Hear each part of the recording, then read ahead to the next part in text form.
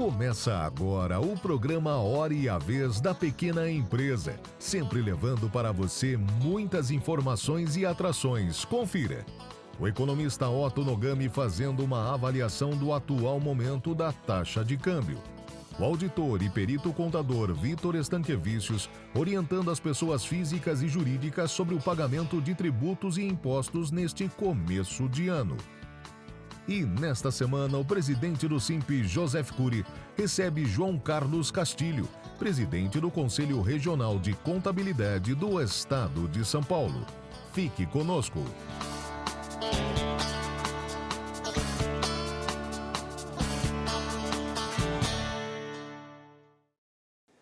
Afinal de contas, qual é o real significado da taxa de câmbio? Terminamos o ano de 2024 com o câmbio atingindo o patamar de R$ 6,80. O mercado ficou totalmente alvoroçado, ficou nervoso e é inevitável, as perguntas, por consequência, acabam vindo. Por que está acontecendo isso? Por que a moeda nacional desvaloriza de forma tão forte? Ora, temos que lembrar que quando a gente fala de câmbio, o câmbio nada mais é do que o preço de uma moeda estrangeira negociado no mercado chamado mercado de câmbio. À medida que não podemos transacionar em moeda estrangeira dentro do território nacional, se nós vamos remeter a moeda estrangeira para fora, temos que acessar o mercado de câmbio para adquiri-lo. Da mesma maneira, quando eu recebo recursos em moeda estrangeira de fora, e à medida que eu não posso portar essa moeda domesticamente falando, então, e essa divisa tem que transitar necessariamente no mercado de câmbio. Então, o que é esse mercado de câmbio? Mercado de câmbio nada mais é do que o local onde nós compramos moeda estrangeira utilizando moeda nacional e é onde nós vamos, então, vender a moeda estrangeira para convertê-la em moeda nacional. E, lógico, a taxa de câmbio, ao longo do funcionamento do mercado, nada mais é do que o preço, então, dessa moeda estrangeira. Bom, o que acontece? Nesse mercado, prevalece, como todos os mercados, a lei da oferta e da demanda. Então, à medida que eu tenho um excesso de oferta de moeda estrangeira frente a uma determinada demanda, a tendência natural é que a moeda nacional se valorize, ou seja, a taxa de câmbio caia. Já no sentido contrário, à medida que a demanda é maior do que a oferta, isso faz então com que a moeda nacional se desvalorize, ou seja, haja uma elevação na taxa de câmbio. Então essa é a dinâmica desse mercado. Então, o que acontece? Quem são os grandes ofertantes nesse mercado?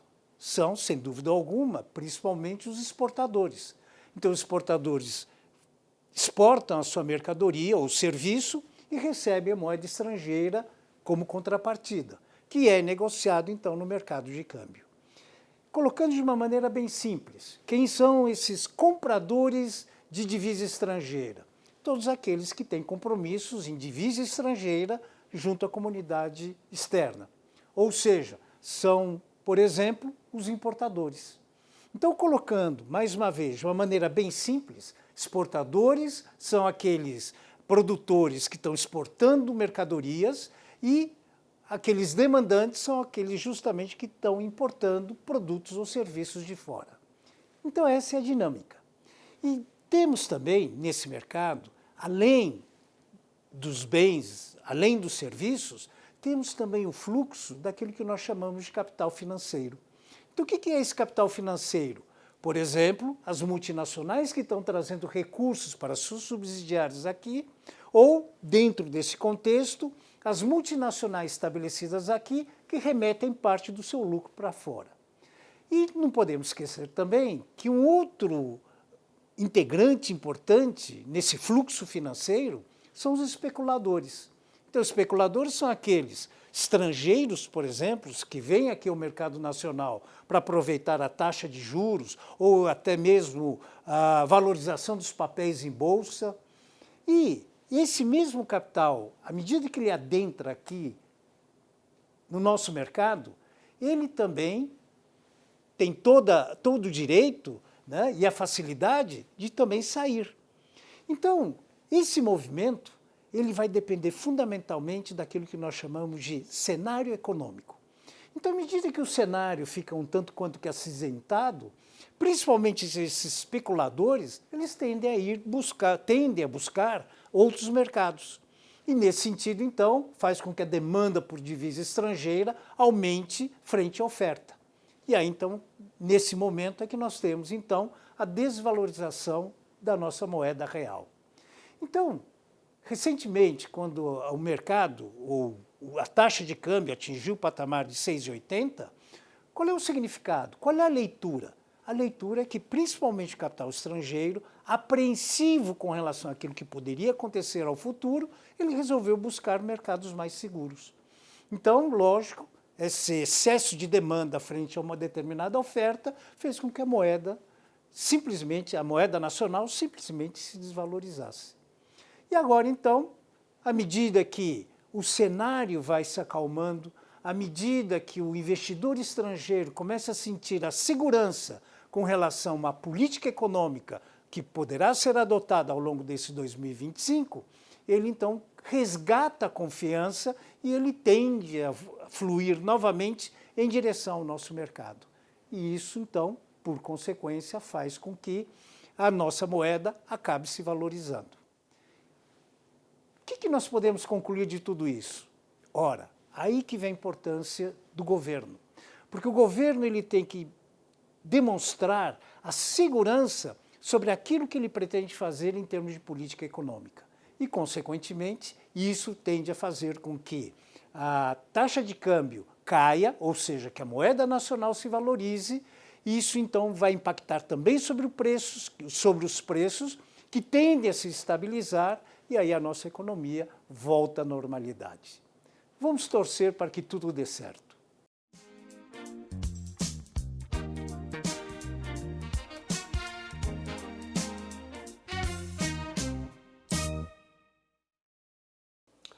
Todo começo, todo início de cada novo ano, todos nós, pessoas físicas e jurídicas, infeliz e inevitavelmente pensamos em uma série de novos gastos que virão logo no início do ano e adivinhe, os tributos que surgem no início de cada ano, como, por exemplo, o IPTU, que é um tributo de foro, não é? De força municipal, quando arrecadado vai lá para o seu município, não é? Já o IPVA, o Imposto sobre a Propriedade de Veículos Automotores, quando recolhido, e será agora, os recursos advindos do IPVA serão vertidos para os estados. E temos também, portanto, em todos os âmbitos, municipal, estadual e federal, temos também no âmbito da União, da Receita Federal, em breve, o Imposto de Renda das Pessoas Físicas, cuja elaboração e entrega é um pouco mais adiante, mas nada impede, nada obsta que você, contribuinte cidadão pessoa física, já comece a coletar, a reunir, recolher os documentos necessários para a elaboração do Imposto de Renda das Pessoas Físicas. Agora, vindo aqui para cá, no âmbito agora das pessoas jurídicas das empresas, veja, as empresas também têm IPVA, tem IPTU, não é verdade? Claro, tem o imposto de renda. Saiba separar, você, administrador, você que é sócio ou acionista de uma empresa, saiba separar o IPTU, o IPVA da pessoa física, da pessoa jurídica, sempre em bom tom, lembrando por fundamento o artigo 50 do Código Civil. As preocupações que o administrador deve ter em bem separar para não haver a desconsideração da personalidade jurídica, artigo 50 do Código Civil, e o princípio contábil da entidade, a separação patrimonial obrigatória dos gastos, dos custos, das despesas da pessoa física com a pessoa jurídica. Agora, também aqui no mês de janeiro agora de 2025, você, pessoa jurídica que porventura foi excluída, infelizmente, do regime do Simples Nacional, terá que optar em combinação, você, sócio, acionista, com o seu contador, a fim de avaliar, vez que foi excluído do regime do Simples, em boa tese menor carga tributária, você migrará para outro regime, possivelmente o lucro presumido. Qual é a carga tributária que você terá, portanto, administrador, a partir de janeiro, em função desta migração do Simples para o lucro presumido? Ou, por que não, com o apoio sempre inevitável e imprescindível do seu contador, você poderá migrar do Simples Nacional agora em janeiro para o lucro real, não é? Se a sua margem, se o seu lucro é bem pequena, e de quem é grande, não é verdade? Se a sua margem, se a sua lucratividade é pequena, talvez valha a pena você pensar, repito, com o apoio do seu contador, em qual regime é o mais satisfatório em função da sua saída, por opção ou porque foi excluído do regime do Simples Nacional para o lucro real, lucro presumido. Planejamento tributário desde já. Isso é muito importante. Muito obrigado a todos, sempre uma grande satisfação e até a próxima oportunidade.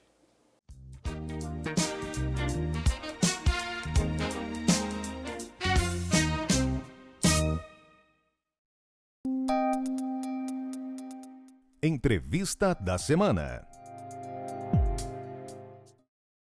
O nosso convidado de hoje é o Dr. João Carlos Castilho Garcia, presidente do Conselho Regional de Contabilidade de São Paulo, mais conhecido como CRC. É um prazer tê-lo conosco.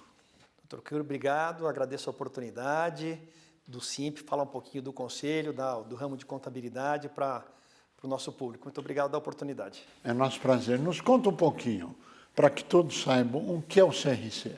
Bom, o CRC é uma autarquia federal.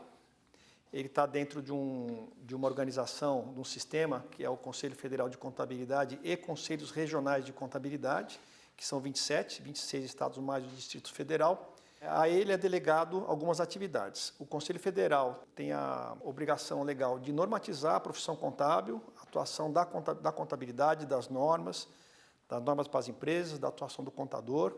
O contador, a gente está falando todas as atividades de contabilidade, perícia, auditoria. Quais são as atividades? As atividades são, a gente tem a contabilidade geral, a contabilidade para as empresas, tem contabilidade para a grande empresa, contabilidade para a pequena empresa, tem algumas diferenças, tem contabilidade para bancos, para seguradoras, para planos de previdência. Temos atividade de auditoria, a gente tem auditoria independente, auditoria externa, tem a atividade de perícia contábil, dentro da perícia contábil também tem vários outros ramos, temos atividade da área fiscal, focada na área fiscal da contabilidade, todo mundo lembra do contador na época do imposto de renda, né?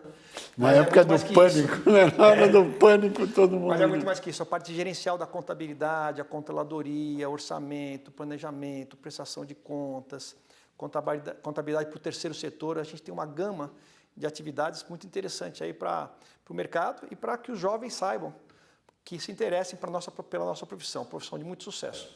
Quando se olha para a área, especificamente contabilidade, tem um conselho regional e embaixo, ligado ao conselho regional, quem está ali colocado? O conselho regional ele tem as atribuições, à medida que o conselho federal tem a atribuição de editar normas contábeis, de auditoria e outras, e controle dos regionais, o regional tem a atribuição de registro de profissionais e de empresas. Tem a atribuição de fiscalização, como conselho de fiscalização, e hoje tem a função legal de desenvolvimento profissional, para dar oportunidade da classe contábil se desenvolver em cada um em sua área específica. Tem algumas atividades da contabilidade que necessitam pontuação para a educação continuada. Tem algumas categorias, por exemplo, os auditores precisam fazer 40 pontos anuais de educação continuada para continuar exercendo a atividade. Peritos, contadores registrados no Cadastro Nacional de Peritos Contábeis, precisam cumprir os 40 pontos para se manter no cadastro. Contadores de grandes empresas, companhias abertas, precisam ter essa educação continuada pela responsabilidade pública. Contadores de bancos, de seguradoras, precisam estar nessa educação. Então, o Conselho também administra todo esse programa como Conselho Regional. Quando se falou em registro de empresas contábeis, é isso? Registro de empresas contábeis. Isso. As empresas, para exercer a atividade de empresa de contabilidade, precisa estar registrada no Conselho. Tem que ter o registro na JUSESP, na Junta Comercial. Isso, né? E no Conselho de Contabilidade, para estar regular, para exercer a profissão. Com isso, o contador tem uma fé pública. quando assina um balanço, quando manda alguma declaração as declarações para a Receita, faz os SPEDs. Então, o contador tem fé pública para fazer todas essas atividades. Bom, agora olhando para todo esse quadro, indiscutivelmente existe uma mudança na sua gestão em relação aos objetivos que você quer alcançar. Quais são esses objetivos e qual é essa mudança? Eu estou na gestão do Conselho em 2 anos, minha gestão na presidência é para 2024 e 2025, e a gente tem alguns projetos. O projeto principal da gestão é o CRC para todos. É o lema da nossa gestão. Para todos, eu digo, para todos os contadores do Estado de São Paulo. A base nossa hoje de contadores registrados são 154 mil contadores registrados ativos regulares no CRC. E nós queremos mostrar para todo mundo o que é o CRC, que esses contadores se aproximem do CRC. A nossa base está dividida entre São Paulo, Grande São Paulo, litoral e interior. A Grande São Paulo toda em torno da metade, 75 mil mais ou menos, e 75 mil no interior. Então nós queremos que todos esses contadores se aproximem do Conselho. Use o Conselho como seu, com o ponto de apoio, com o ponto de educação continuada, com o ponto de networking, que participe das atividades. Nós temos muitas atividades de desenvolvimento profissional. Temos uma atividade recorrente, que é desse programa do CRC para todos. Nós temos hoje 18 grandes cidades no interior de São Paulo, onde a gente tem atividades mensais, onde essa cidade se une com os profissionais da cidade, das cidades vizinhas, e se reúnem num local único. Então, todas essas atividades, a gente tem cidade que está alcançando 200 pessoas nessas atividades, 100 pessoas, 150. Isso aí multiplicado por 12 meses de atividade, multiplicado por 18 cidades que a gente tem feito atividades recorrentes, a gente tem agregado os profissionais para estar junto do Conselho. O Conselho tem a oportunidade de explicar um pouquinho o que é, mas levar atividades técnicas. Então, falamos de reforma tributária, todo mundo quer saber hoje, né, o que vai acontecer, contabilidade de agronegócio, ativo biológico, contabilidade gerencial, contabilidade pública. Essa estratégia para você aproximar a base ao topo, é isso? Exatamente, aproximar a base ao Conselho. Sim, Conselho. que é o topo, que é o órgão regulador. Que é o órgão regulador. Sim. Nós temos as entidades congraçadas da contabilidade. Isso. E quais são? As entidades da contabilidade, assim, o CRC é o órgão regulador, fiscalizador. É o maior. Então, todos para atuar na contabilidade têm que estar regularmente registrados no Conselho. Mas tem algumas especializações. Então, temos o SESCOM, que é o Sindicato das Empresas de Contabilidade, é o Sindicato dos Empresários, e a Associação dos Empresários, SESCOM, a ESCOM. Temos o Sindiconte, que é o Sindicato dos Profissionais da Contabilidade, o Sindicato dos Profissionais, pessoas físicas. Existe o IBRACON, que são dos auditores, é o Instituto dos Auditores, Instituto dos Contadores do Brasil, o Instituto dos Auditores, especializados nessa área de auditoria. Tem a APGESP, que é a Associação dos Peritos Judiciais do Estado de São Paulo, onde estão os peritos judiciais ligados a essa associação. Tem a Academia Paulista de Contabilidade, a APC. A APC são os acadêmicos, as universidades, os professores ligados à Academia Paulista de Contabilidade. Existe a FECONTESP, que é a Federação dos Sindicatos, que agrega esses sindicatos de São Paulo e interior. Então, quando nós fazemos as ações, o CRC como o órgão maior, porque todos têm que estar registrados, mas cada um na sua especialidade. Nós fazemos as ações assim, todas em conjunto. Nós temos um grupo de presidentes, conversa com todos os presidentes de forma regular. A gente compartilha a agenda de atividades, compartilha a agenda de eventos. Todas essas entidades são convidadas a participar dos eventos que a gente está promovendo. Temos a convenção anual, a Convecon, que é a Convenção de Contabilidade bianual. Nós vamos fazer no dia 30 de setembro, 1 e 2 de outubro, onde é organizado por todas as entidades congraçadas, para 2.000 e poucas pessoas. São 2 dias e meio de atividade. Então, todas as entidades caminham de mão dadas, e quando a gente tem algum pedido, alguma reivindicação, quando a gente vai conversar, por exemplo, com a Receita Federal, que hoje, aliás, a gente tem muito boa relação, a gente não faz pedidos separados, em lugares separados. A gente conversa as entidades e fazemos um pedido único, que é entendido como pedido da classe contábil para a Receita Federal, por exemplo. Isso é uma inovação na sua gestão ou isso já vinha de trás? Isso já vinha sendo conversado, mas hoje está muito mais próximo.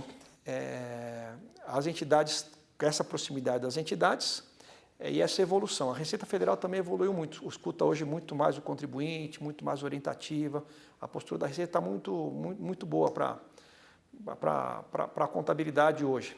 A superintendente esteve aqui dando uma entrevista e disse que ela realmente ia mudar, isso foi no ano passado, né, que ia mudar a postura, e como de fato ela mudou. E fico feliz de ouvir que também é a percepção do CRC e da área contábil. Bom, dentro dessa estratégia toda, qual é o objetivo maior que você está buscando com todo esse engraçamento, com toda essa base, etc.? O fortalecimento da categoria, qual é o objetivo final, primordial nisso? É atrair jovens para conhecer? Qual é o encaminhamento? O objetivo final nosso, como entidade, é a valorização da profissão.